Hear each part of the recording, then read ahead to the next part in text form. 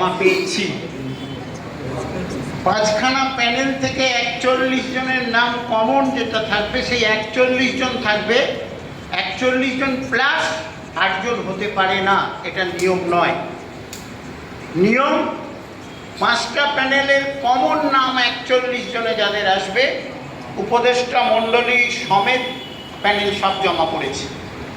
বিদায়ী কমিটির প্যানেল, সাধারণ সদস্যদের প্যানেল নিয়ে 5খানা প্যানেলে বিদায়ী কমিটির উপদেষ্টা এবং সাধারণ সদস্যের উপদেষ্টা নিয়ে 5টা প্যানেল জমা পড়েছে। না, আমি বিদায়ী কমিটি নিয়ে 5টা প্যানেল, অর্থাৎ এখানে মনোনয়ন দিতে হবে 5টা প্যানেলের কমন নাম। যিনি বললেন মনোজ ভট্টাচার্য, উনি বললেন এদেরকে আমরা সংযোজন করব 41 জনের সঙ্গে, এটা নিয়ম নয়। আমরা তো সিদ্ধান্ত নিয়েছি 41 জনের কমিটি হবে, তাহলে সেই কমিটি